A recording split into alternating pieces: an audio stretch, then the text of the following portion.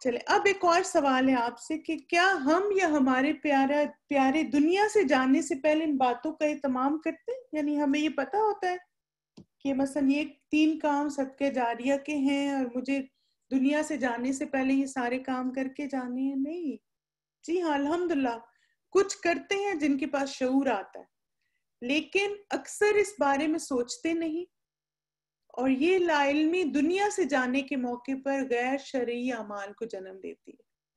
جس انسان کو یہ پتا ہوتا ہے نا کہ مرنے کے بعد کیا چیزیں فائدے دیں گی، وہ اپنی فیملی کو بتا کے جاتے ہیں کہ یہ کام ہے میرے مرنے کے بعد بھی کرنا، اور دنیا میں بھی وہ زندگی میں بھی کام ایسے کرتے ہیں کہ انہیں پتا ہوتا ہے یہ صدقہ جاریہ بنے گا. لیکن جو لا علم ہوتے ہیں وہ نہ خود کچھ کرتے ہیں، نہ اپنی اولاد کو بتاتے ہیں، نہ فیملی کو، اور پھر جب وہ چلے جاتے ہیں تو غیر شرعی اور یہ غلط باتیں تبھی جنم لیتی ہیں. بالکل ایگزیکٹلی. تو انشاءاللہ اس مجھے لگتا ہے مجلس کے بعد اب ہم سب کے اندر یہ احساس اور شعور پیدا ہو جائے گا. اب ہم تھوڑا سا جائزہ لیتے ہیں مختلف رسومات اور بدعات جو خاص طور پر اصال ثواب کے حوالے سے موجود ہے. سب سے پہلے بدعت کا لفظ بھی انڈرسٹینڈ کرنا ضروری ہے تاکہ ہم سمجھیں کہ یہ ان چیزوں سے چھٹکارا حاصل کرنا کس قدر ضروری ہے. جیسے آپ دیکھیں صرف اگر میں آپ کو یہ بتا دوں ہاں یہ بھی بدعت ہے یہ بھی بدعت ہے تو شاید آپ کو وہ باتیں ایسے اثر نہ کریں، لیکن جب آپ کو یہ پتہ چلے گا کہ بدعت جو ہے وہ ایک گناہ ہے، گمراہی کا کام ہے، تو آپ زیادہ ایفرٹ کریں گے اپنے آپ کو ان چیزوں سے بچانے کی. ٹھیک ہے. بدعت لفظ بدع سے ہے جس کا معنی ہے اضافہ، نیا یا انوکھا پن. دین میں یہاں پہ ایک چیز یاد رکھیں، دین میں دنیا نہیں لکھا ہوا یہاں پہ. ٹھیک ہے.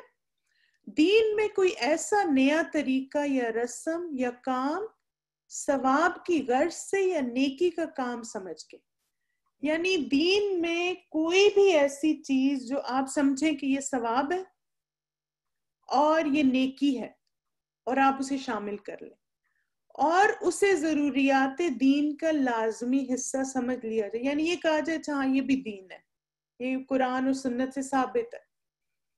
جس کی دلیل قرآن و سنت سے نہ ملتی اس کو بدعت کہتے ہیں. سمجھ آ گئی بات؟ بدعت کیا ہے؟ یعنی اضافہ، نیا یا انوکھا پن، اور دین میں کوئی بھی طریقہ یا رسم یا کام جو آپ ثواب اور نیکی سمجھ کے کریں اور آپ یہ سمجھیں کہ یہ قرآن و سنت میں، حالانکہ قرآن و سنت میں اس کی کوئی دلیل نہ ملتی ہو، تو وہ بدعت ہے. آپ دیکھیں کہ سب حدیثوں سے بہتر حدیث، کلام یا بات اللہ سبحانہ تعالیٰ کی کتاب ہے جو کہ کون سی ہے؟ قرآن. اور سب طریقوں سے بہتر طریقہ سنت محمد صلی اللہ علیہ وسلم کا طریقہ ہے. اور سب کاموں سے برا کام دین میں کوئی نیا کام، بدعت نکالنا، اور ہر بدعت گمراہی ہے. ٹھیک ہے. قرآن میں ہمیں زندگی گزارنے کے بارے میں رہنمائی ملتی ہے. اللہ سبحانہ تعالیٰ فرماتے ہیں افغیر دین اللہ یبغون، کیا بھلا وہ اللہ کے دین کے سوا کسی اور دین کی تلاش میں ہیں؟ یعنی کیوں ہم ان رسومات اور ان بدعات میں پڑ گئے جبکہ اللہ سبحانہ تعالیٰ نے ایک دین کامل، ہمارے دین کا کیا نام ہے؟ سب کو پتہ ہے اپنے دین کا کیا نام ہے؟ اپنے دین کا نام بتائیں کیا ہے؟ اسلام. شاباش، ایکسیلنٹ، ماشاءاللہ، بارک اللہ فیکم. اس کا مطلب سب بہت اٹینٹیولی سن رہے ہیں. اب آپ دیکھیں جب اللہ تعالیٰ نے ہمیں اسلام جیسی خوبصورت نعمت دے دی تو اب کوئی اور بھی چیز ہمیں چاہیے. ایک مکمل ضابطہ حیات، ایک مکمل زندگی ہے جو ہمیں دی گئی، دینی زندگی. پھر سورہ آل عمران آیت 85 میں آتا ہے وَمَن يَبْتَغِي غَيْرَ الْإِسْلَامِ دِينًا فَلَن يُقْبَلَ مِنْهُ وَهُوَ فِي الْآخِرَةِ مِنَ الْخَاسِرِينَ. جو شخص اسلام کے سوا اور دین تلاش کرے گا اس کا دین قبول نہ کیا جائے گا اور وہ آخرت میں نقصان اٹھانے والوں میں سے. یعنی کتنی کلیئر ہے یہ آیت نا، کہ اگر زندگی گزارنی ہے تو کیسے گزارو؟ اسلام کے احکامات کے مطابق. اور اسلام کیا ہے؟ از اکول ٹو قرآن اینڈ سنت. پھر اسی طرح آپ دیکھیں کہ اللہ سبحانہ تعالیٰ کے احکامات کو جھٹلانا، اور پھر جیسے تکبر کا کیا مطلب ہے کہ یہ سمجھنا اچھا کچھ نہیں ہوتا، ہمارے خاندان میں ہوتا ہے، ایسی باتیں کرنا، اور اللہ کی آیات اور اللہ کے رسول کی باتوں کو کم اہم سمجھنا. تو ایسے لوگوں کے بارے میں کہا گیا وَالَّذِينَ كَذَّبُوا بِآيَاتِنَا وَاسْتَكْبَرُوا عَنْهَا أُولَٰئِكَ أَصْحَابُ النَّارِ هُمْ فِيهَا خَالِدُونَ. اور جو لوگ ہمارے ان احکامات کو جھٹلائیں اور ان سے تکبر کریں وہی لوگ آگ والے ہیں، ہوں گے اور اس میں ہمیشہ رہیں گے. اور اس شخص سے بڑھ کے ظالم کون ہوگا جو اللہ تعالیٰ پر جھوٹ باندھے یا اس کی آیات کو جھٹلائے. کیونکہ آپ دیکھیے کہ جو بدعت میں پڑھتے ہیں وہ کیا کرتے ہیں، وہ جھوٹ ہوتا ہے نا، یعنی بدعت ایک جھوٹ ہے، اس کی کوئی دلیل نہیں ہے قرآن اور سنت میں، اور لوگ اس کو انوینٹ کرتے ہیں. پھر نبی صلی اللہ علیہ وسلم کی سنت کے مطابق زندگی گزارنا، اس کے بارے میں بھی ہمیں قرآن میں احکامات دیے گئے.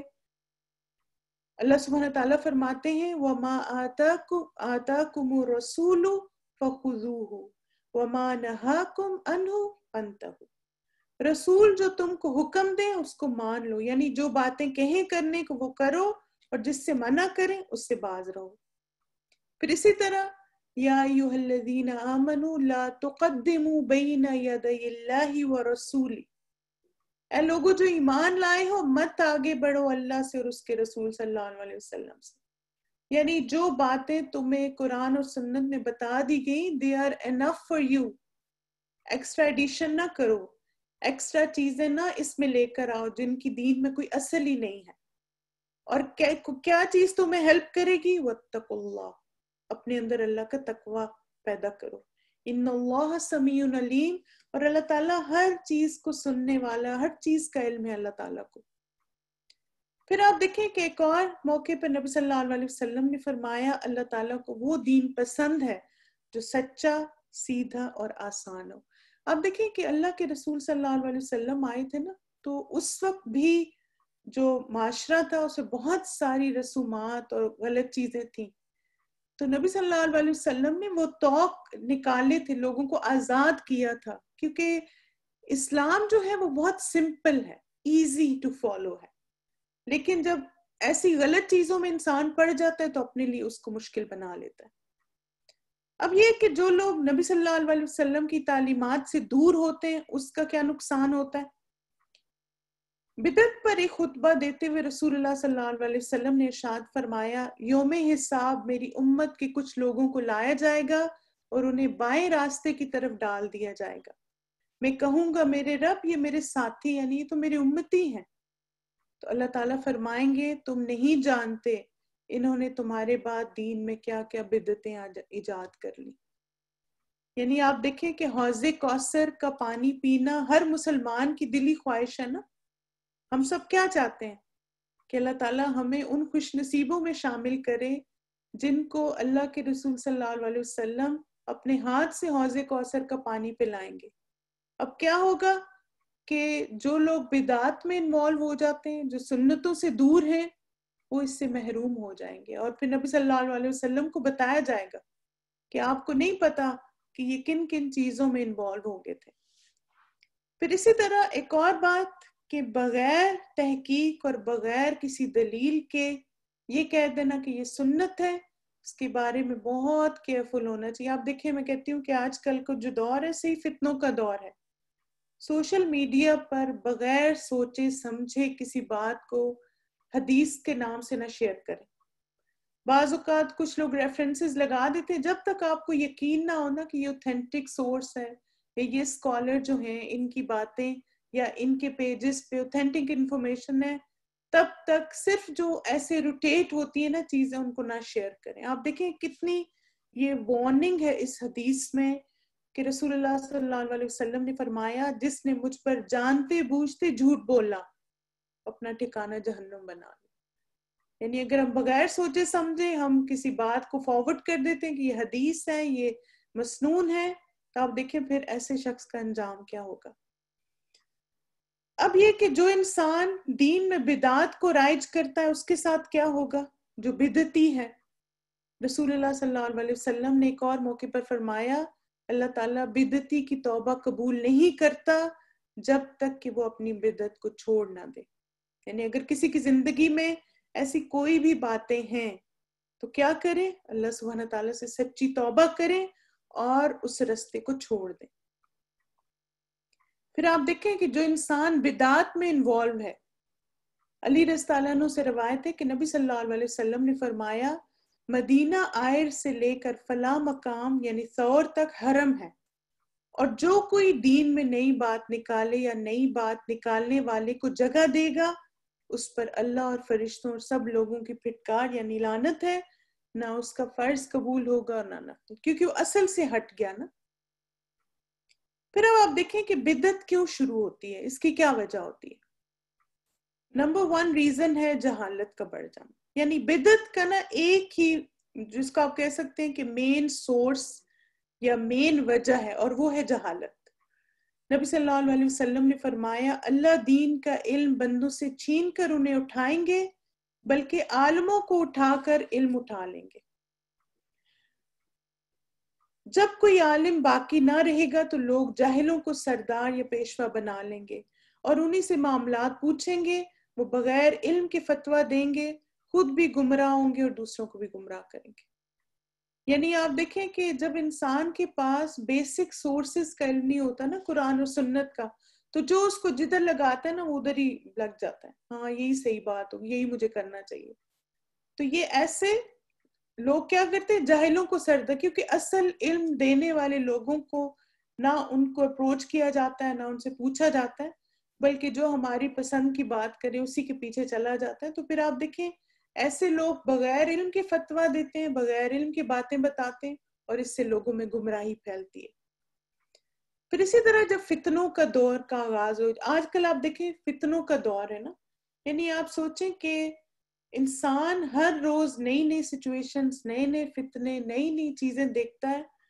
تو نبی صلی اللہ علیہ وسلم نے فرمایا وہ زمانہ قریب ہے جب مسلمان کا بہتر مال بکریاں ہوں گی اور وہ ان کو پہاڑ کی چوٹیوں اور بارش کے مقام پر چراتے ہوئے دنیاوی فتنوں سے اپنا دین بچاتا پھرے گا۔ یعنی اس قدر فتنے ہو جائیں گے، اس قدر جیسے بدعات اور یہ غلط چیزیں دین میں آ جائیں گی کہ انسان کو جو ہے نا بہت کانشیس اور کیئرفل ہونا پڑے گا کہ کہیں اس کی زندگی میں کوئی غلط چیز نہ آ جائے۔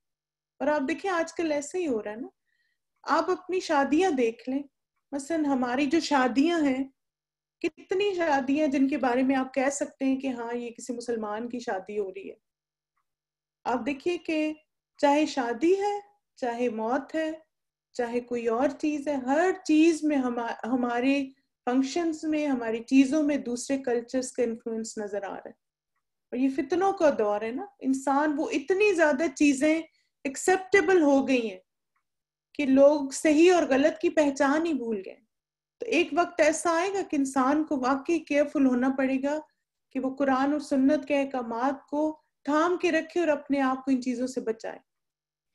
پھر اسی طرح آپ دیکھیں فرقہ بندی، یعنی ہر کوئی اپنے طریقے کو صحیح کہہ رہا ہے۔ رسول اللہ صلی اللہ علیہ وسلم نے فرمایا متفرق ہو گئے یہود 71 یا 72 فرقوں پر، اور نصارہ بھی اسی طرح ہو جائیں گے، میری امت 73 فرقوں میں، یعنی ان کے بھی اتنے فرقے بن گئے تھے یہود و نصارہ کے، اور مسلمانوں کے بھی اتنے بن جائیں گے۔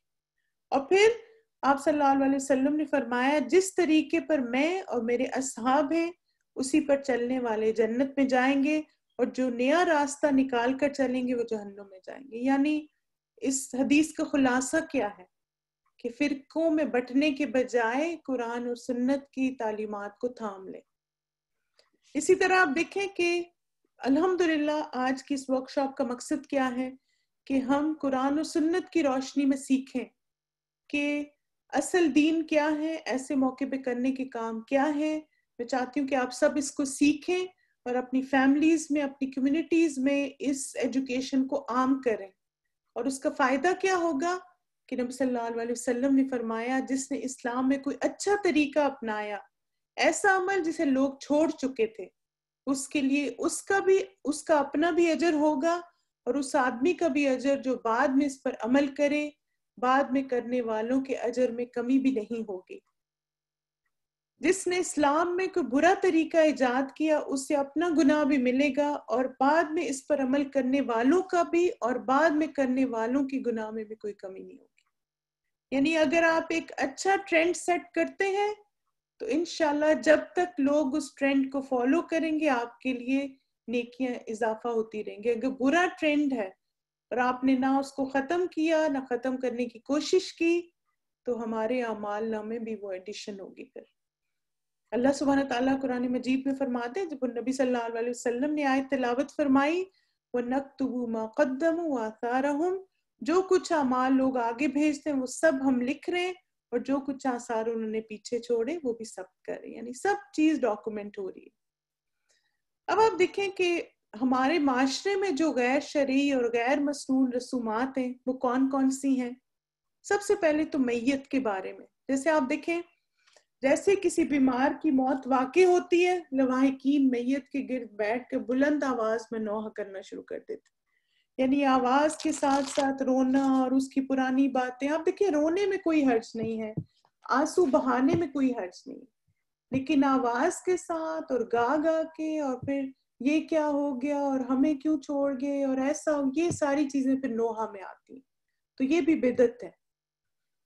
پھر اسی طرح جب تک میت گھر میں ہو 14 بار سورہ البقرہ پڑھنا، یعنی یہ بھی کیا جاتا ہے کہ اب مثلا جب تک جنازہ نہیں ہوا تب تک کیا ہے کہ اب 14 بار سورہ البقرہ پڑھنی ہے۔ اب دیکھیں سورہ البقرہ بے پناہ فضائل والی سورت ہے، لیکن اس سورت کو گنتی کے ساتھ مخصوص کر لینا، جبکہ کسی صحیح حدیث سے تو درکنار کسی ضعیف حدیث سے بھی اس کی دلیل نہیں ملتی، تو لہٰذا یہ بدعت بن جاتی، یعنی آپ کے 14 بار یہ سورت پڑھیں۔ پھر اسی طرح میت کی چارپائی کے نیچے سرہانے کی طرف کچے چاول یا گندم رکھنا اور دفنانے کے بعد اسے خیرات کرنا، ایسا بھی کیا جاتا ہے جو بدعت ہے۔ پھر بیوی کے فوت ہونے پر خاوند کے لیے بیوی کو غیر محرم قرار دے دینا، یعنی کیا کہتے ہیں بس اب نکاح ختم ہو گیا۔ اور اسی طرح خاوند کے فوت ہو جانے پر بیوی کو میت کے پاس نہ آنے دینا اور نہ ہی دیکھنے دینا۔ تو آپ دیکھیں ان ساری باتوں کی کوئی دلیل قرآن اور سنت میں نہیں ہے، یہ سب بدعات ہے۔ اسی طرح میت کو غسل دیتے وقت دعائیں، نعتیں یا کوئی شعر وغیرہ پڑھنا، آپ دیکھیں کہ میت کو خاموشی سے غسل دینا چاہیے، خاموشی سے کفن دینا چاہیے، اس وقت کوئی بھی دعائیں، نعتیں یا شعر پڑھنا سنت سے ثابت نہیں ہے۔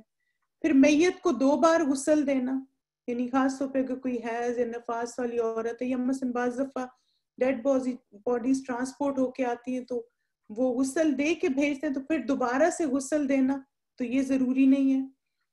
کسی خاص علاقے یا جگہ کی مٹی کو متبرک سمجھ کر اسے غسل کے وقت استعمال کرنا، یہ بھی آپ دیکھیں بدعت ہے۔ کفن پر آیات اور پاکیزہ کلمات لکھنا یا ان کو کاغذ یا کپڑے پر لکھ کر میت کے سینے پر رکھنا، جیسے عہد نامہ وغیرہ رکھا جاتا ہے، یہ بھی بدعت ہے۔ کفن آب زمزم میں بھگونا، جیسے آپ دیکھیں کہ لوگ حج کرنے جاتے ہیں اور وہاں پہ کفن کو دھوتے ہیں آب زمزم میں، تو پانی اتنا ضائع کرتے ہیں، پھر لا کے اس کو کہتے ہیں کہ اب مثلا اس کفن میں ہم نے لپیٹنے اپنی میت کو، تو بس پتہ نہیں پھر کیا ہو جائے گا، تو یہ سب بدعات ہیں۔ نبی صلی اللہ علیہ وسلم کے دور میں بھی تو آب زمزم تھا، کوئی آپ نے سنی ہے حدیث یا بات کہ صحابہ کرام کو غسل دینے سے پہلے یا کفن دینے سے پہلے آب زمزم میں کفن دھویا گیا ہو؟ پھر اسی طرح آپ دیکھیں کہ اگر کوئی میت دولہا یا دلہن ہے یا عنقریب اس کی شادی ہونے والی ہو تو کفن کے بجائے شادی کے لباس میں یا سہرا باندھ کر دفنانا، یہ بھی لوگ کرتے ہیں، یعنی جو ایک مسنون طریقہ ہے کفن دینے کا، اس کے بجائے ان کو شادی کے لباس میں یعنی کفن دیا جاتا ہے۔ پھر اسی طرح آپ دیکھیں کہ جنازے کو پھولوں سے قرآنی آیات لکھی ہوئی چادروں سے سجا کر لے کر جانا، کسی مخصوص رنگ کی مثلا کالی یا سبز چادر ہی جنازے پہ ڈالنا، فوٹوگرافی، ویڈیو بنانا، اس موقع پر صدقہ خیرات کا اہتمام کرنا، یہ سب بدعات ہیں۔ پھر اسی طرح گھر کے دروازے سے جنازہ نکالتے ہوئے قرآن پاک کا سایہ کرنا، کیا قرآن اس لیے آیا کہ بس دولنے اس کے نیچے سے گزریں اور جنازے گزریں؟ قرآن ہماری ہدایت کے لیے آیا۔ پھر اسی طرح جنازے کو فوت شدہ خاندانی پیروں کے مزاروں کے گرد طواف کروانے لے جانا، پتہ نہیں اس کی کیا وجہ ہوتی ہے۔ پھر اسی طرح جنازے کو لے جاتے ہوئے راستے میں کلمہ شہادت بلند آواز سے پڑھنا اور اس کے پڑھانے کے لیے صدا لگانا. یہ تو بہت کامن ہے اور کوئی اس کی دلیل نہیں ہے. جیسے کہا جاتا کلمہ شہادت سنا ہوگا آپ نے بہت دفعہ, تو آپ دیکھیں اس کی کوئی دلیل نہیں ہے. پھر اسی طرح جنازے کے ساتھ 7 پھل, مٹھائی, خشک میوے وغیرہ لے جا کر قبر پر تقسیم کرنے کی رسم کرنا. یعنی کیا کیا جاتا ہے کہ جنازے کے ساتھ ساتھ نا وہ تھیلوں میں یہ بھی بھرے جاتے ہیں, 7 فروٹس ہونے چاہیے, مٹھائیاں ہونی چاہیے, خشک میوے اتنے ہونے چاہیے, اور پھر وہ قبرستان میں جا کے تقسیم کیے جاتے ہیں. تو یہ سب بدعات ہیں, ان کی قرآن و سنت میں کوئی دلیل نہیں ہے. پھر اسی طرح آپ دیکھیں قبر کے بارے میں جو بدعات ہیں, جیسے پختہ قبریں بنوانا, انہیں قیمتی سنگ مرمر سے مزین کروا کر ان پر کتبے شجر نصب, شعر و شاعری کے نصب کروانا, قبر کے پاس روشنی کا انتظام کرنا. آپ دیکھیں قبر میں انسان کو جو ہے نا اس کی دنیا میں جو اس نے اعمال کیے ہوتے ہیں وہ فائدہ دیتے ہیں. قبر پہ لائٹ لگانے سے اس کو کیا فائدہ ہوگا, وہ تو بیچارہ فوت ہو کے چلا گیا اور اتنی مٹی کے نیچے ہے. چراغ اور موم بتیاں جلانا. پھر قبر کے قریب کسی آدمی کو اجرت پر بہت دنوں تک قرآن پاک کی تلاوت کے لیے بٹھا دینا, یہ بھی بہت کامن ہے. ثواب اور مغفرت کی غرض سے قبروں پر قرآنی آیات والی چادریں بچھانا.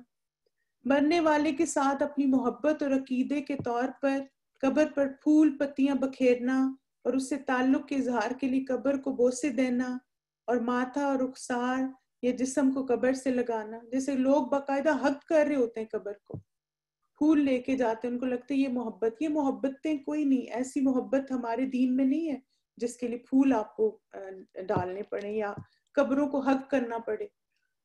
پھر قبروں کی طرف منہ کر کے دعائیں مانگنا, قبر پر نماز پڑھنا یا کوئی اور عبادت کرنا, قبر والے کو سجدہ کرنا یا قبروں کا طواف کرنا, تو یہ سب بدعات ہیں, not acceptable. پھر اسی طرح آپ دیکھیں کسی نبی, ولی یا بزرگ کی قبر پر دعا کرتے ہوئے ان کے نام کی قسم کھانا, ان کی قبروں کو وسیلہ بنا کے دعا مانگنا, جیسے مثلا جو اس طرح دعا مانگی جاتی ہے نا فلاں کے صدقے سے, یہ غلط ہے. اپنی حاجتیں پوری کروانے کی درخواستیں لے کر مزاروں پہ ڈالنا, مسجد میں قبر بنانا, قبروں اور مزاروں پر کھانے کے چڑھاوے چڑھانا, قبر پر پیسے ڈالنا, لوگوں کی مدفون لوگوں کے لیے دعائیں مغفرت کرنے اور خود عبرت حاصل کرنے کے بجائے قبروں پر حاضری اور زیارتیں کرنے جانا, اور وہاں بزرگوں کے ناموں کی نظر نیازیں اور منتیں ماننا, قبروں پر میلے یا عرس لگانا, قبر پر صدقہ خیرات تقسیم کرنا, مزاروں اور قبروں پر جانور ذبح کرنا, بال, دھاگے, رنگ برنگے کپڑے اور جھنڈے لگانا, ارکیات وغیرہ سے مزاروں کی دھلائی, دودھ سے بھی دھلائی کی جاتی. مخصوص دنوں کو زیارت قبور کے لیے مقرر کرنا, قبر پر اگر بتیاں وغیرہ جلانا, خوشبو ملنا, وہاں زیارت قبور کے بعد الٹے پاؤں واپس آنا, یعنی کیا کہتے ہیں بے ادبی ہو جاتی ہے تو الٹے پاؤں چل کے نکلے. ڈھول دھمالوں کے ساتھ جلوس کی شکل میں چادریں, جھنڈے اور سجی ہوئی ڈالیاں لے کر مزاروں پر جانا. پھر اسی طرح آپ دیکھیں روح کے بارے میں بدعت, یہ عقیدہ رکھنا کہ مرنے والے کی روح 40 روز تک گھر آتی ہے, اس وجہ سے 40 راتیں اپنے گھر میں روشنی جلائے رکھنا, خاص طور پہ جو میت کا روم ہوتا ہے. اس ضعیف عقیدے کے زیر اثر مرنے والے کے 7 پھل, 7 خشک میوے اور مٹھائیاں وغیرہ قبر پر لے جا کے تقسیم کرنا, مرنے کے بعد روح کو ثواب پہنچانے کے لیے قبروں کے کسی مجاور وغیرہ کا کھانا لگوا دینا, اور گھر والوں کو مسلسل 40 روز تک بہترین اور مرغن کھانا پکا کر اسے بھجوانا, کہ یعنی یہ قبر کا خیال رکھے گا تو اس کو 40 دن کھانا بھجوانا ہے. اس موقع پر ایک اور عجیب قسم کی توہم پرستی کا مظاہرہ کیا جاتا ہے, وہ یہ ہے کہ کھانے میں ہر چیز فقط ایک عدد ہی دی جائے, اس سے زیادہ دیں تو خاندان میں کسی دوسرے فرد کی موت واقع ہو جائے گی. یعنی ایک ہی چیز جانی چاہیے, اور اگر جیسے مرغی جائے یا گوشت جائے یا دال جائے, اس کے علاوہ کوئی گیا تو گھر میں کچھ ہو جائے گا. کچھ اور بدعات ہیں جو بہت زیادہ اس سے بھی زیادہ کامن ہیں, وہ کیا ہے کہ مخصوص دنوں, مخصوص اوقات اور مخصوص انتظامات کے ساتھ مرنے والے کے گھر میں جمع ہونا. پھر آپ دیکھیں ان اجتماعات پر بڑے بڑے کھانوں کا بندوبست کرنا, اور ان مواقعوں کے نام کیا ہے؟ سوئم, کل, فاتحہ خوانی, ختم دلوانا, جمعراتیں, 7واں, 10واں, 40واں. تو یہ سب بدعت ہیں، ان کی کوئی قرآن و سنت میں دلیل نہیں ہے۔ ان تمام ایام میں بدعت کے کھلم کھلا مظاہرے شروع ہو جاتے ہیں۔ بعض بدعتی امور خود میت کے اہل و عیال اپنے طور پر ادا کرتے ہیں، اور اکثر اوقات یہ رسومات تعزیت کے آنے والے خیرخواہوں کے مشورے پر ثواب جان کر ادا کی جاتی ہیں۔ یعنی بعض دفعہ نا کچھ لوگ ایسے بھی ہوتے ہیں کہ جن کو پتہ ہی نہیں ہوتا بیچاروں کو، اور لوگ آ کے نا ان کو کہ آپ نے یہ نہیں کروایا، آپ نے وہ نہیں کرایا، اور بیچارے معصوم لوگ جو ان کی باتوں میں آ کے کرتے ہیں۔ اسی طرح آپ دیکھیں آنے والی پہلی عیدیں اور شعبان رمضان بھی سلسلے میں شامل ہے، یعنی عید نہیں منائی جاتی، اور اکثریت کا مقصد صرف دکھاوا اور رشتہ داروں میں سرخروئی ہوتا ہے، اور وہ کیا سمجھتے ہیں ہم یہ سب کریں گے تو رشتہ دار کہیں گے بڑا ان کو دکھ تھا اپنے والدین کا، اور بڑی محبت تھی شوہر سے، یا بڑا ہی غم ہے ان کو اس لیے یہ سب کریں، تو ایسا نہیں۔ پھر اسی طرح بعض اوقات مرنے والا زندگی میں خود بھی ایسی غیر مسنون رسومات ادا کرنے سے متعلق وصیت چھوڑ جاتا ہے۔ مثلا میرے مرنے کے بعد مال وراثت میں سے ان مخصوص دنوں تہواروں وغیرہ پر ختم دلاتے رہنا، یا میری طرف سے فلاں مزار پر چادر چڑھانا وغیرہ۔ پھر اسی طرح آپ دیکھیں گٹھلیوں پر پڑھنا، یعنی جیسے کوئی فوت ہوتا ہے تو ساتھ ہی گٹھلیاں آ جاتی ہیں، اور گٹھلیوں پہ پتہ نہیں لوگ کیا پڑھتے ہیں۔ پھر اسی طرح اہم ترین رسم جو ہے وہ ہے 40واں۔ میت کے اصالِ ثواب کے طور پر ادا کی جانے والی رسومات میں سب سے بڑی اور اہم رسم 40واں یا چہلم ہے۔ یہ دن وفات سے 40 روز بعد منایا جاتا ہے، اور اس میں لوگوں کو باقاعدہ مدعو کیا جاتا ہے، اور 40ویں کے لیے دعوتی کارڈ بھیجے جاتے ہیں، یعنی اب تو خیر میسیجز اور ای میلز، اور اخبارات میں اشتہارات بھی دیے جاتے ہیں، اور بعض دفعہ اتنے زیادہ لوگوں کو بلایا جاتا ہے کہ گھر کافی نہیں ہوتا تو شادی ہال بک کیے جاتے ہیں۔ گزشتہ 40 دنوں کے دوران مرحوم کے قرابت داروں اور مولوی صاحب نے جتنے قرآن پاک مرحوم کے اصالِ ثواب کی غرض سے ختم کیے ہوتے انہیں بآواز بلند ساری برادری کے سامنے مرنے والی کی روح کو ہدیتاً پیش کرنے کا اعلان کیا جاتا ہے۔ گٹھلیوں پر پڑھنے کا جو سلسلہ سوئم سے شروع ہوا تھا وہ اب اختتام کو پہنچتا ہے۔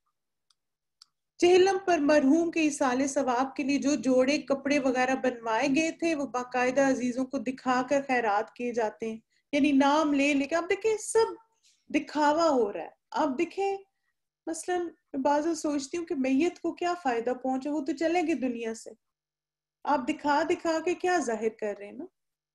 اس کے بعد پرتکلف کھانا تمام مہمانوں کو کھلایا جاتا ہے، لواحقین صاحب حیثیت ہوں یا قرض لینا پڑے۔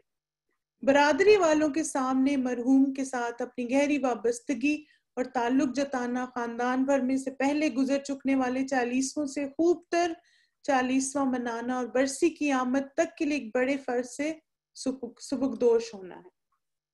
پھر آپ دیکھیں اس رسم کو ادا کرنے میں اس بات کا خصوصاً خیال رکھا جاتا ہے کہ عین 40ویں کے دن یا 1-2 دن پہلے یہ رسم ادا کر لی جائے، مگر 40 دن سے ایک دن بھی اوپر نہ ہونے پائے۔ اس بات کو بھی بدشگونی سمجھا جاتا ہے اور وہم کیا جاتا ہے کہ اگر اس رسم کی ادائیگی میں تاخیر ہوئی تو خاندان میں کسی اور شخص کی موت واقع ہو جائے گی۔ استغفر اللہ ربی۔ اسی طرح روح کو سارے قرآن پاک کا ہدیہ پیش کرنا۔ پھر آپ دیکھیں کپڑے بنوا کر لوگوں کو دکھا کر خیرات کرنا، یعنی یہ دکھاوا بہت زیادہ ہے۔ میں کہتی ہوں کہ میت کو کوئی فائدہ نہیں ہوتا، لیکن بس یہ کہ اپنی ایک شان بنانی ہوتی ہے، بچوں نے اپنے نمبر بنانے ہوتے ہیں سارے خاندان کے سامنے۔ اسی طرح دستار بندی، یعنی اگر کوئی مرنے والا خاندان کا سربراہ ہوتا ہے تو اب کیا ہوتا ہے کہ پھر بیٹے کو یا کسی اور کو بلایا جاتا ہے، اور وہ کہتے ہیں کہ اب اس کی جگہ جو ہے یہ ٹیک اوور کر رہے ہیں۔ پھر اسی طرح عید نہ منانا، یعنی جو فوت ہوئے اگر اس کے بعد عید آ گئی تو عید نہیں منائی جاتی، نئے کپڑے نہیں پہنے جاتے، حالانکہ آپ دیکھیں یہ سب سنت ہے نبی صلی اللہ علیہ وسلم کی، لیکن اس دن سوگ منایا جاتا ہے۔ پھر اسی طرح برسی، سال گزرنے کے بعد رشتہ داروں کو جمع کر کے افسوس کرنا، باقاعدہ دعوتی پیغام بھیجیں سال گزر گیا، میت کی طرف سے سالانہ جوڑے تیار کروانا، پرتکلف کھانوں کا اہتمام۔ بعض خاندانوں میں سالہ سال تک یہ سلسلہ رہتا ہے، یعنی برسی ہوتی رہتی ہے، ختم نہیں ہوتی، ہر سال ہوتی ہے، تو یہ بھی غیر مسنون ہے۔ اب آپ دیکھیں کہ سوال ذہن میں یہ آتا ہے کہ یہ رسومات اور بدعات کیسے ہمارے صاف ستھرے دین کا حصہ بنے، غیر مسلموں کے ساتھ صدیاں رہنے کی وجہ سے. اور کون سے غیر مسلم ہیں؟ ہندو. یہ ساری رسومات جو ہے نا یہ ہندوازم کی انفلوئنس ہے. جیسے میں نے خود کمپیریٹیو ریلیجن پڑھایا مضمون، تو میں نے اس میں دیکھا کہ یہ ساری چیزیں نا روحوں کے بارے میں اور 40 دن اور خاص دن یہ سب ہندو کلچر کا حصہ ہیں. اور چونکہ مسلمان اتنا زیادہ ان کے ساتھ رہے تو ان کے اندر بھی یہ چیزیں آ گئی. پھر محکوم قوم ہونے کی وجہ سے تعلیم اور دینی علم سے دوری. آپ دیکھیں مسلمانوں کو ہمیشہ سپریس کیا جاتا تھا، اور اس کی وجہ سے نہ ان کے پاس ایجوکیشن کا ایکسس تھا اور نہ ہی دینی ایجوکیشن کا ایکسس تھا. تو ان کو جو پھر صحیح لگا انہوں نے اپنے کلچر میں شامل کر لیا. پھر جہلانہ رسومات اور روایات کی پابندی، یعنی علم آ بھی گیا مگر پھر کیا تھا، فیملی کے ٹریڈیشنز ہیں تو اب ہم نے اس کو فالو کرنا ہے، ہمارے خاندان میں تو ہمیشہ ایسا ہوتا رہا اب ہم ایسے ہی کریں گے. پھر عقیدے کا بگاڑ. آپ دیکھیں کہ جب انسان کا عقیدہ آخرت، موت کے بعد زندگی کے عقائد ویک ہوتے ہیں، وہی ان باتوں پہ یقین رکھتا ہے کہ مثلا اگر یہ نہ کیا تو فلاں نہ مر جائے، یہ نہ کیا تو بیماری آ جائے گی، یہ نہ کیا تو نحوست ہو جائے گی. یہ ساری چیزیں کمزور عقیدے کی علامت ہے. پھر درآمد شدہ غیر مسلم رسومات کی تقلید. اب آپ دیکھیں کہ جب ہم یہاں یو ایس وغیرہ ویسٹ میں آ گئے نا تب اور طرح کی چیزیں شامل ہو گئی یہاں پر. یعنی اب بہت ساری جو یہاں پر چیزیں ہو رہی ہیں وہ بعض کرسچین کا انفلوئنس بھی اس میں نظر آتا ہے.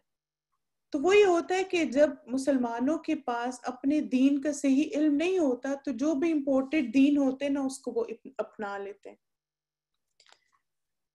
پھر اب آپ دیکھیں کہ ان سارے کاموں کو کرنے سے پہلے نا اپنے دل سے ایک سوال کیا کریں کہ واضح احکامات کے علاوہ ہر کام کے لیے اپنے دل سے بھی فتویٰ لیا کرو.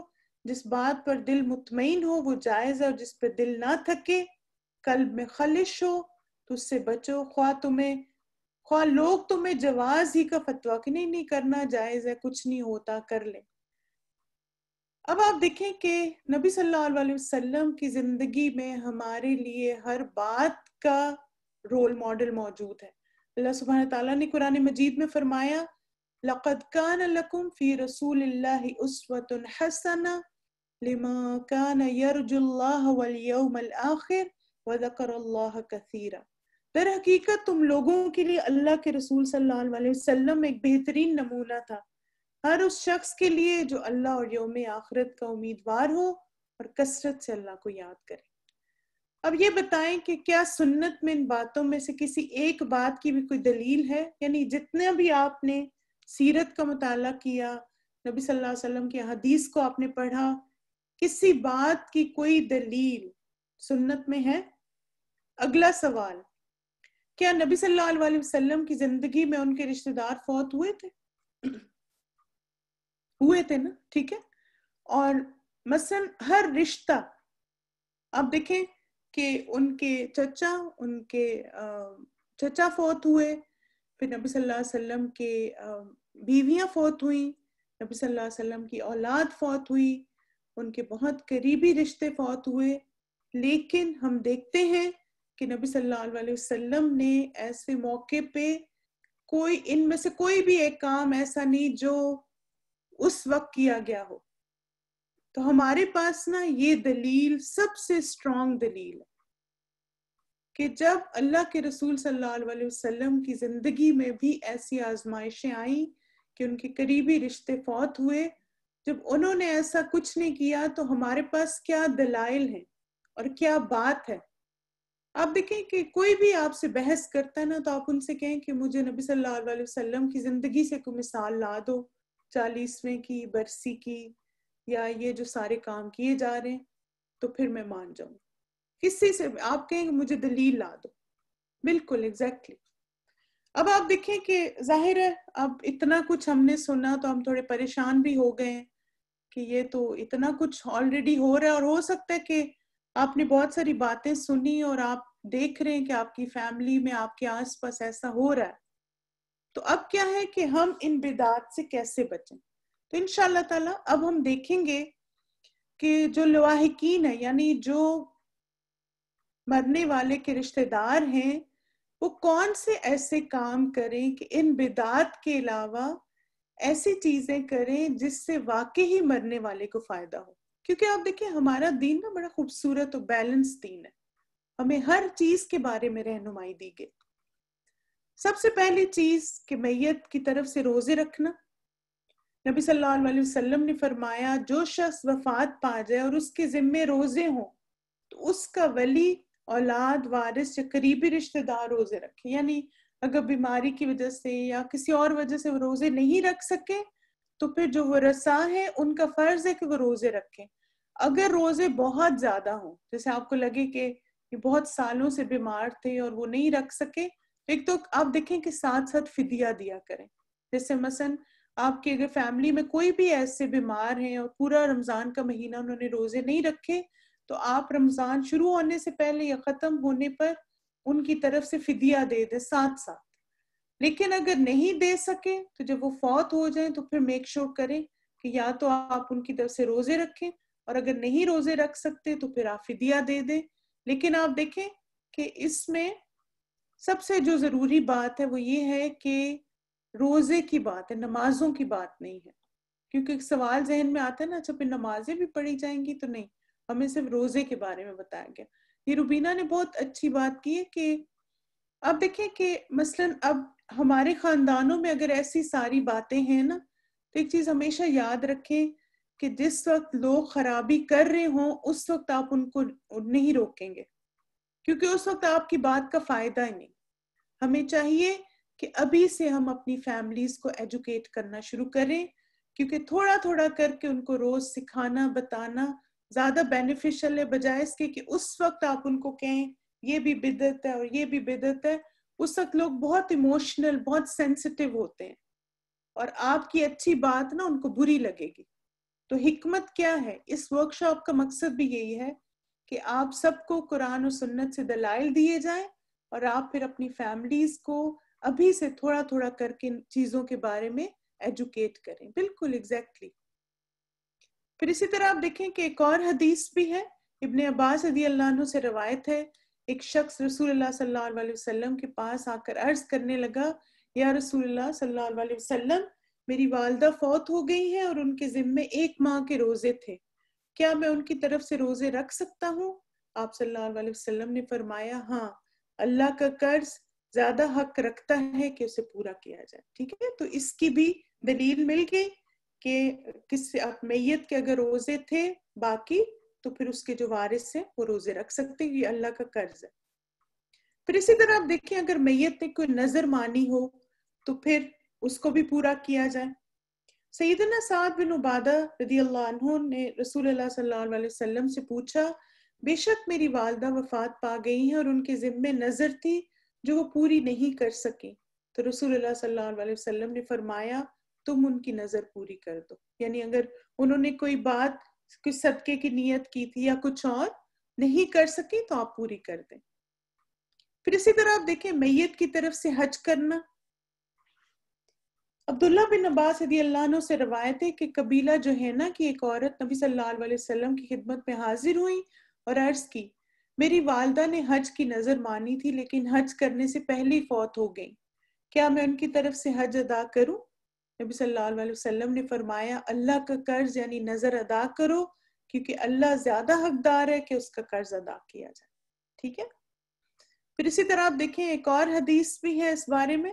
سیدنا فضل رضی اللہ عنہ ابن عباس رضی اللہ عنہ سے روایت کرتے ہیں کہ قبیلہ خشم کی ایک عورت نے عرض کیا، یا رسول اللہ صلی اللہ علیہ وسلم، میرے بوڑھے باپ پر حج فرض ہے لیکن وہ اونٹ پر سوار ہونے کی ہمت نہیں رکھتا.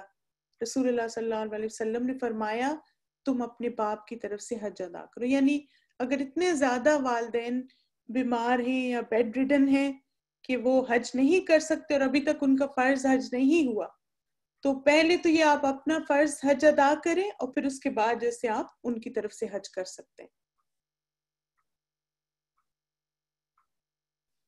پھر اس کے بعد آپ دیکھیں کہ ایک اور چیز آپ کیا کر سکتے ہیں، میت کے لیے اخلاص سے دعا. سیدنا ابو ہریرہ رضی اللہ عنہ بیان کرتے ہیں کہ میں نے رسول اللہ صلی اللہ علیہ وسلم کو فرماتے ہوئے سنا، جب تم کسی میت کا جنازہ پڑھو تو اس کے لیے اخلاص سے دعا کیا کرو۔ یہ بتائیں کہ اخلاص سے دعا کیوں کہا گیا؟ یعنی ہم تو دعا کر ہی رہے نا، کوئی ایک آپ کو ایسے کوئی پوائنٹ آ رہا ہے ذہن میں کہ اخلاص کیوں کہا گیا کہ تم جب کسی مرنے والے کے لیے دعا کرو تو اخلاص سے دعا کرو؟ آپ دیکھیں ایک جیسے مجھے اس میں پوائنٹ سمجھ آتا ہے، اور وہ کیا ہے کہ تاکہ کل جب ہم دنیا سے جائیں گے تو لوگ ہمارے لیے بھی خلوص سے دعا کریں گے۔ یس بالکل، اس میں قبولیت کے چانسز زیادہ ہوتے ہیں، انہیں ہماری دعاؤں کی ضرورت ہے۔ شاباش۔ پھر اسی طرح بخشش کی دعا، خاص طور پر یہ حدیث ہم نے پہلے بھی دیکھی، رسول اللہ صلی اللہ علیہ وسلم نے فرمایا اللہ عز و جل جنت میں نیک آدمی کا درجہ بلند فرمائیں گے تو آدمی عرض کرے گا یا اللہ یہ درجہ مجھے کیسے حاصل ہوا؟ اللہ تعالیٰ فرمائیں گے تیرے بیٹے نے تیرے لیے استغفار کیا تھا۔ کیا زبردست بات ہے، یعنی بیٹا استغفار کی دعا کرتا ہے تو والدین کے درجات بلند ہوتے ہیں۔ اب آپ دیکھیں ایک چیز آپ مجھے بتائیں، ابھی ہم نے 2-3 چیزیں پڑھی ہیں نا میت کی طرف سے جو کر سکتے ہیں، پڑھ کے ایک سکون ملتا ہے نا، اور ایسے ہوتا ہے وہ اچھا ہاں یہ تو ڈویبل ہے۔ یعنی جب ہم بدعات کے بارے میں سنتے ہیں نا تو ہمیں ایک برڈن فیل ہوتا ہے، یہ تو ہم کر نہیں سکتے، یہ تو ہو نہیں سکتا، اور یہ صحیح نہیں، اس کی دلیل نہیں۔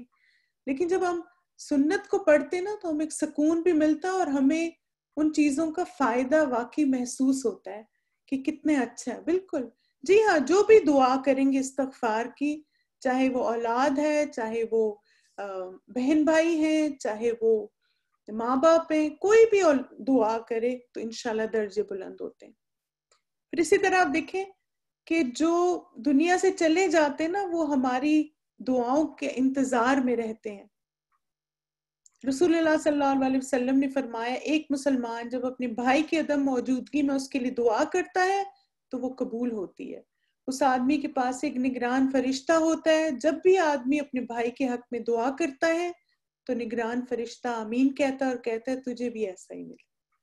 تو آپ دیکھیں کبھی بھی نا اس میں بخل نہ کریں کہ آپ کو اگر کہا جائے کسی کے بارے میں پتہ چلے کوئی فوت ہو گئے، کوئی دنیا سے چلے گئے، تو آپ ہمیشہ ان کے لیے دعا کریں اور کیا سوچیں کہ فرشتہ میرے لیے یہ دعا کر رہا ہے کہ یعنی میں جب دنیا سے جاؤں تو اسی طرح لوگ بھی میرے لیے دعا کریں۔ جیسے آپ دیکھیں بعض دفعہ ہوتا ہے نا کوئی گروپس وغیرہ میں ڈال دیتے ہیں، کوئی فوت ہو گیا، کسی کی امی، کسی کے بھائی، کسی کے ابو، تو میں جب بھی ایسا الحمدللہ پڑھتی ہوں تو میں ہمیشہ ان کے لیے دعا کرتی ہوں، یہی دل میں نیت ہوتی ہے کہ کل جب میری موت کا وقت ہوگا اور لوگوں کو پتہ چلے گا تو انشاءاللہ وہ بھی میرے لیے اسی طرح دعا کریں گے۔ ٹھیک ہے؟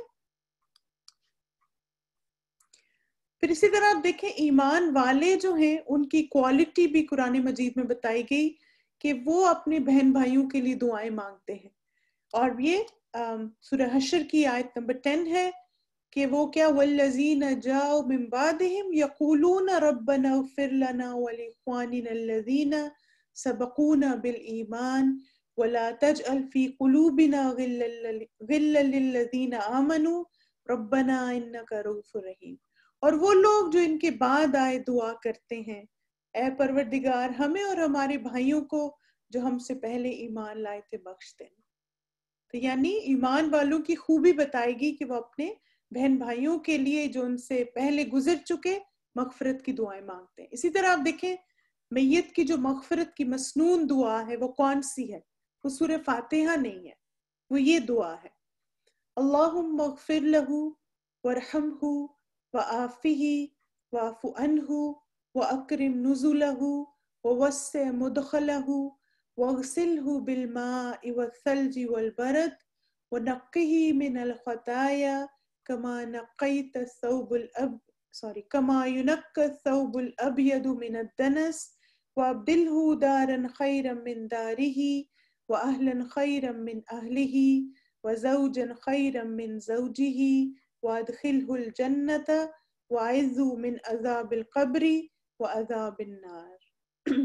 پھر آپ دیکھیں اس کا ترجمہ آپ دیکھیے، اے اللہ اس میت کی بخشش فرما اور اس پر رحم فرما اور اس سے درگزر کر کے اسے معاف فرما دے اور اس کی اچھی مہمانی کر اور اس کے داخل ہونے کی جگہ یعنی قبر کشادہ کر دے، اور اسے پانی، برف اور اولوں سے دھو ڈال، اور اسے خطاؤں سے اس طرح صاف کر دے جیسے تو سفید کپڑا میل کچیل سے صاف کر دیتا ہے، اور اسے اس کے گھر سے بہتر گھر، اور اس کے گھر والوں سے بہتر گھر والے، اور اس کے ساتھی سے بہتر ساتھی عطا فرما، اور اسے جنت میں داخل فرما، اور اسے عذاب قبر اور آگ کے عذاب سے بچا لے۔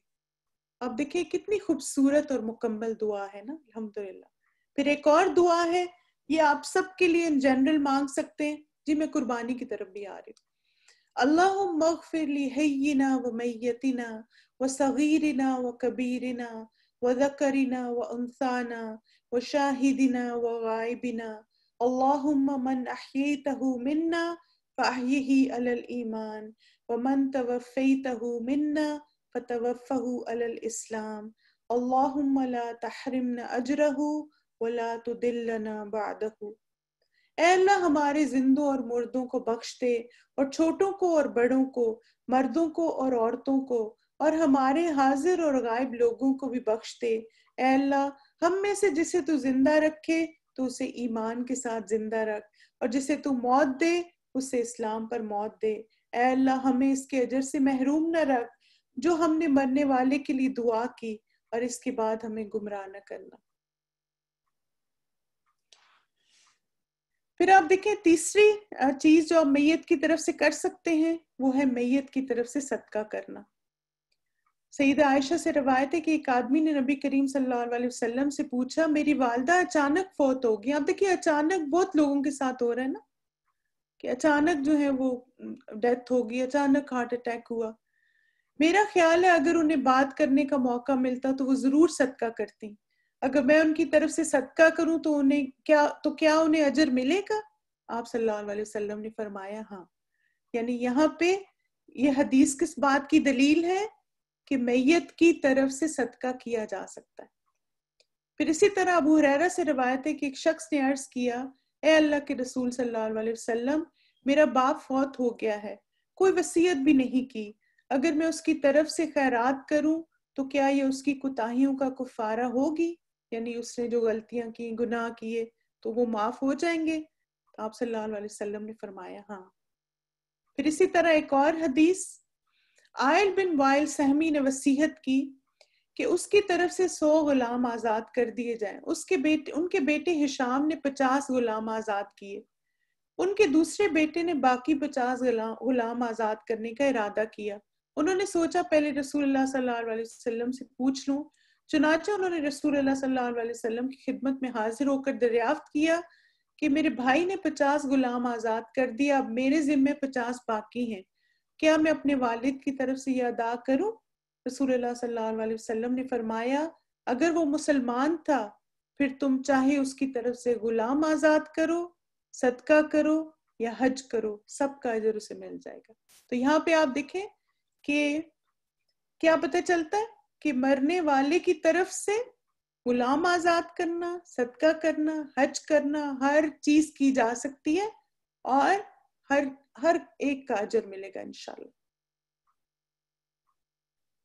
آپ دیکھیں فوت ہونے کے بعد، یعنی چاہے وہ ابھی فوت ہوئے ہیں، چاہے 1 سال بعد آپ کریں، چاہے مثلاً جب مرضی کریں، اینی ٹائم، پوری زندگی کر سکتے ہیں، یعنی 1 دن یا 2 دن کی بات نہیں ہے، ساری زندگی کرتے رہیں۔ پھر اسی طرح ایک اور حدیث، اللہ کے رسول صلی اللہ علیہ وسلم نے فرمایا، تم میں سے ہر شخص سے اس طرح محاسبہ ہوگا کہ اللہ اور اس کے بندے کے درمیان کوئی وکالت اور ترجمانی کرنے والا نہ ہوگا۔ وہ اپنے دائیں طرف دیکھے گا تو اپنے اعمال کے سوا کوئی اور نظر نہ آئے گا، پھر بائیں طرف دیکھے گا تو اس کو اپنے اعمال کے سوا کوئی اور نظر نہ آئے گا، پھر بائیں طرف دیکھے گا تو ادھر بھی اپنے ان اعمال کے سوا کسی اور کو نہ پائے گا، پھر وہ آگے نظر ڈالے گا تو جہنم کو اپنے سامنے موجود پائے گا۔ تو لوگوں، آگ سے بچنے کی فکر کرو، خواہ 1 کھجور کا آدھا حصہ ہی تمہارے پاس ہو، اس کو ہی تم صدقہ کر دو۔ یعنی آپ دیکھیں کہ آپ اپنے لیے بھی صدقہ کر سکتے ہیں، یعنی کسی بھی ریلیٹیو کے لیے، ایون جو آپ کے رشتہ دار نہیں ہیں ان کی طرف سے بھی صدقہ کر سکتے ہیں، یعنی دل میں بس نیت کر لیں، ٹھیک ہے؟ تو یہاں پہ آپ دیکھیں کہ انسان، یہاں پہ کیا کہا گیا کہ یعنی اگر آپ بہت زیادہ نہیں صدقہ کر سکتے تو ایون تھوڑی بہت چیز بھی اگر آپ صدقہ کر سکتے ہیں نا تو وہ کریں، کیونکہ یہ چیز ہمیں آگ سے بچائے گی. پھر اسی طرح ایک اور جیسے یہ حدیث ہم پہلے بھی پڑھ چکے ہیں، لیکن سعد بن عبادہ نے ایک اور سوال کیا تھا نبی صلی اللہ علیہ وسلم سے، یعنی پہلے کچھ اور تھا، پھر اس کے بعد ایک اور جیسے کیا، اور وہ کیا تھا کہ سعد بن عبادہ کی والدہ ان کی غیر موجودگی میں وفات پا گئی. اب دیکھیے ہم سب کے ساتھ ایسا بہت ہوتا ہے. جیسے میرے ابو کی جب ڈیتھ ہوئی تو میں یہاں پر تھی یو ایس میں نا، ان کے پاس نہیں تھی. تو اب اسی طرح سعد بن عبادہ کے ساتھ بھی ہوا.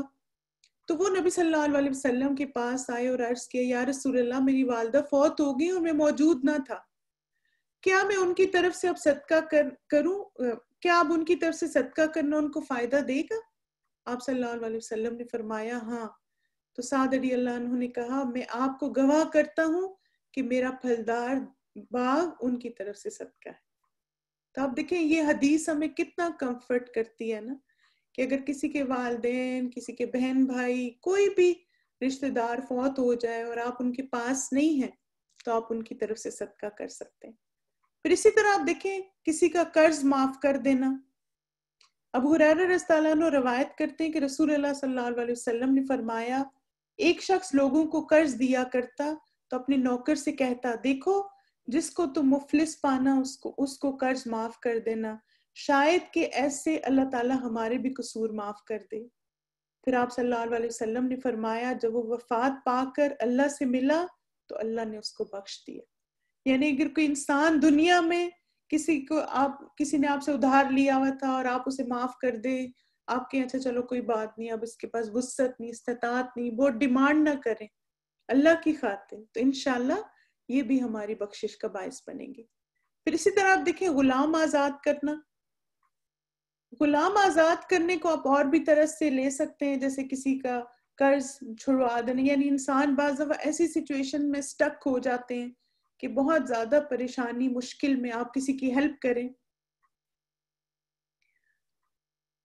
فَلَقْتَحَمَ الْعَقَبَةَ وَمَا أَدْرَاكَ مَا الْعَقَبَةُ فَكُّ رَقَبَةٍ. تو اس نے دشوار گزار گھاٹی سے گزرنے کی ہمت نہ کی، اور تم کیا جانو کیا ہے وہ دشوار گزار گھاٹی، کسی گردن کو غلامی سے چھڑانا، یا فاقے کے دن کسی قریبی یتیم یا خاک نشین مسکین کو کھانا کھلانا. رسول اللہ صلی اللہ علیہ وسلم نے فرمایا، جو شخص کسی مسلمان غلام کو آزاد کر دے، اللہ تعالیٰ اس کے ہر عضو کو غلام کے ہر عضو کے بدلے دوزخ سے آزاد کرے گا. پھر اسی طرح نبی صلی اللہ علیہ وسلم سے پوچھا گیا کون سا عمل افضل ہے؟ آپ صلی اللہ علیہ وسلم نے فرمایا، اللہ پر ایمان لانا، اس کی راہ میں جہاد کرنا. میں نے پوچھا کون سا غلام آزاد کرنا افضل ہے؟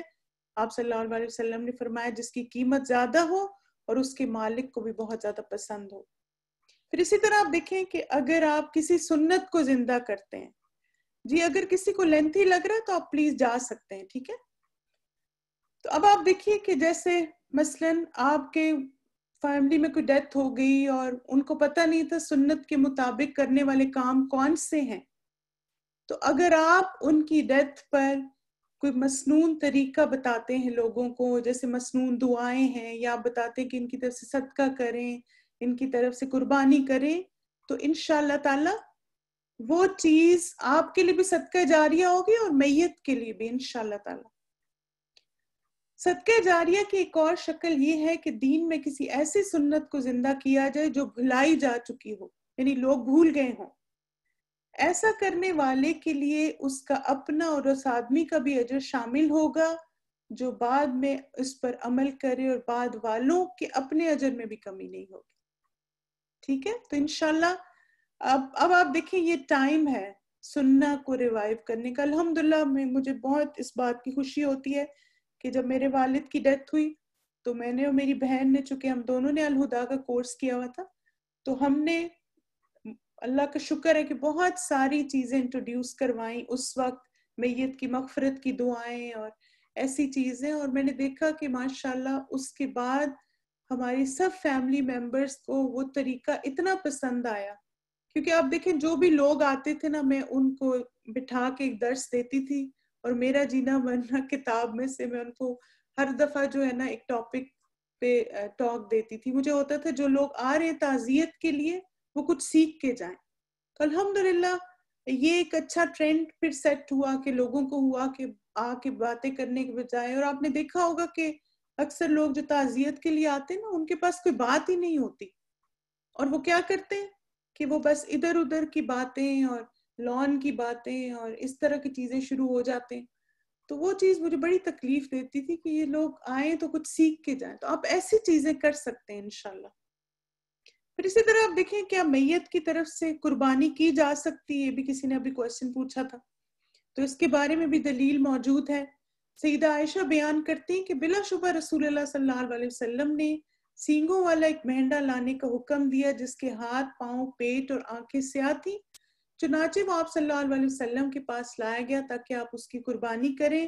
پھر آپ صلی اللہ علیہ وسلم نے فرمایا اے عائشہ چھری لاؤ. پھر آپ صلی اللہ علیہ وسلم نے فرمایا اسے پتھر پر تیز کرو. انہوں نے ایسا ہی کیا. آپ صلی اللہ علیہ وسلم نے چھری کو تھاما اور مہنڈے کو ذبح کرنے کے لیے لٹا دیا.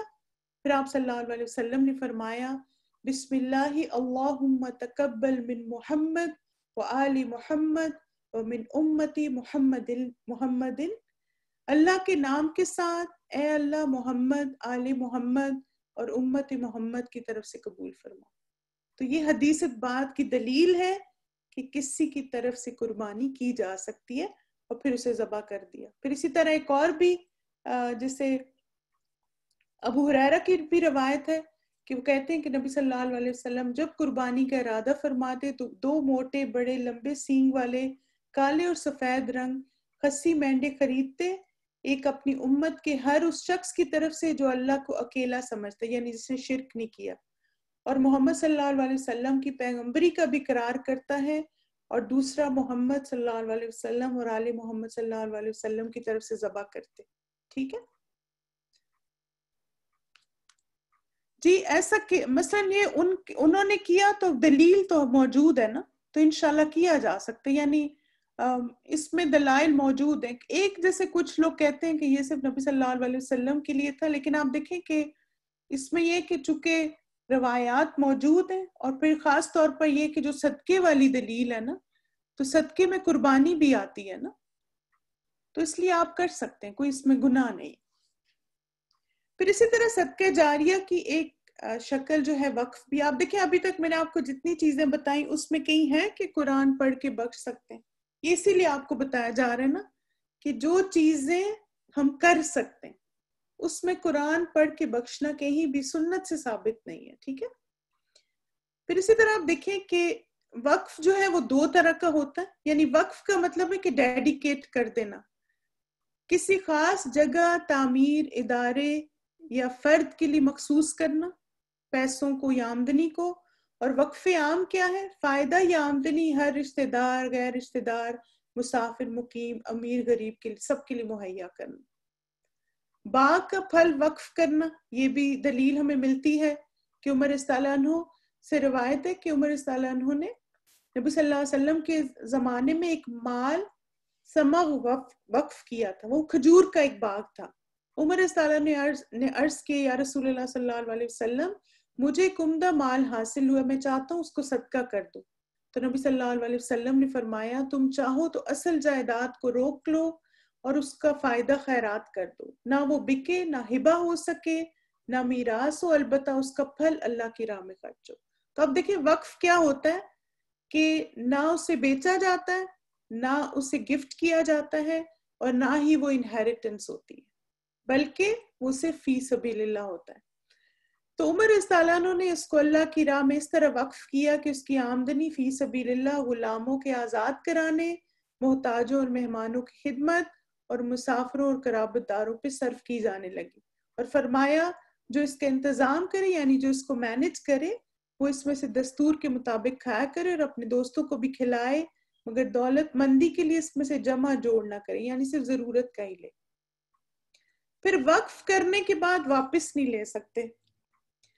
عبداللہ بن عمر روایت کرتے ہیں کہ عمر رضی اللہ عنہ نے اللہ کی راہ میں استعمال کرنے کے لیے گھوڑا رسول اللہ صلی اللہ علیہ وسلم کو دیا تاکہ آپ صلی اللہ علیہ وسلم اس پر کسی کو سوار کریں.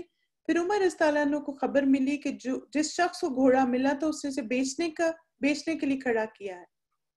عمر رضی اللہ عنہ نے رسول اللہ صلی اللہ علیہ وسلم سے اس کے خریدنے کی بابت پوچھا تو آپ صلی اللہ علیہ وسلم نے فرمایا اس کو ہرگز نہ خریدو اور اپنا صدقہ نہ لوٹاؤ. یعنی ایک دفعہ جو ڈیڈیکیٹ کر دیا پھر آپ دوبارہ اس کو بائی نہ کریں. اسی طرح آپ دیکھیں یہ بہت ہی پیاری حدیث ہے اور مجھے اتنی خوشی ہو رہی تھی اس کو جب میں نے پڑھا کہ گھر وقف کرنا اور کس کے لیے. دیکھیں ذرا زبیر بن عوام رضی اللہ عنہ نے اپنے گھروں کو وقف کر دیا تھا. ان کی بیٹیوں میں سے کوئی لوٹائی جاتی یعنی بیوہ یا طلاق یافتہ تو اسے کہتے کہ اس میں رہو, نہ ستائی جاؤ اور نہ نقصان دی جاؤ, اور اگر کوئی خاوند والی بیٹی والی ہوتی تو اسے وہاں رہنے کا حق نہ ہوتا. آپ دیکھیں کہ آج کل کتنا زیادہ یہ کامن ہے نا کہ مثلا لڑکیوں کو طلاق ہو جاتی ہے, وڈو ہو جاتی ہے, کوئی ٹھکانہ نہیں ہوتا. تو زبیر بن عوام جو تھے انہوں نے اپنے گھروں کو ڈیڈیکیٹ کیا ہوا تھا کہ کوئی بھی بچی کسی کو طلاق ہو جائے, وڈو ہو جائے تو آ کے وہاں رہ سکتی ہے, یعنی ایک جیسے سپورٹ اس کو کرنے کے لیے. پھر اسی طرح ابن عمر رضی اللہ عنہ نے اپنے والد عمر رضی اللہ عنہ کے گھر جسے وہ وقف کر گئے تھے کہ ایک حصے میں اپنی کچھ محتاج اولاد کو رہنے دیا تھا. یعنی اولاد کے لیے گھر کا کچھ حصہ بھی وقف کر دینا, یعنی جو اولاد بہت سیلف سفیشینٹ نہ, بعض دفعہ ہوتا ہے نا کچھ بچے نہیں اتنا ویل ٹو ڈو کر پاتے تو گھر کا کچھ حصہ ڈیڈیکیٹ کیا جا سکتا ہے. پھر اسی طرح آپ دیکھیں اولاد کو نیک صحبت میں وقف کرنا. انس بن مالک رضی اللہ عنہ روایت کرتے ہیں کہ جب رسول اللہ صلی اللہ علیہ وسلم مدینہ تشریف لائے تو ان کے پاس کوئی خدمت گار نہیں تھا. ابو طلحہ جو انس رضی اللہ عنہ کی والدہ کے دوسرے شوہر تھے نے میرا ہاتھ پکڑا اور رسول اللہ صلی اللہ علیہ وسلم کے پاس لے گئے اور کہنے لگے یا رسول اللہ صلی اللہ علیہ وسلم انس ایک سمجھدار لڑکا ہے, یا آپ کی خدمت میں رہے گا. انس رضی اللہ عنہ کہتے ہیں کہ پھر میں سفر اور حضر دونوں میں آپ کی خدمت کرتا. یعنی ایسا بھی کیا جا سکتا ہے کہ آپ اپنے بیٹے کو کسی اچھی کمپنی میں کچھ دنوں کے لیے, سالوں کے لیے چھوڑ دیں تاکہ بچہ سیکھے, یعنی اس کو ڈیڈیکیٹ کرنا اچھی صحبت میں. بہرحال یہ ہماری ورک شاپ تھی آج کی, اور اس ورک شاپ کا مقصد کیا تھا؟ قل ان صلاتی و نسکی و محیای و مماتی للہ رب العالمین, کہو میری نماز, میری قربانی, میرا جینا اور میرا مرنا سب کچھ رب العالمین کے لیے ہے. اور آپ دیکھیں سچا, سیدھا اور آسان دین اپنائیں. ابھی آپ کے میں کویسچنز دیکھ رہی ہوں تو آپ کو کہہ رہے ہیں یہ کر سکتے یا نہیں کر سکتے. جتنے بھی کرنے کے کام ہیں وہ سب میں نے آپ کو بتا دیے. اس کے علاوہ جتنی بھی چیزیں ہیں ان کی سنت میں کوئی دلیل موجود نہیں.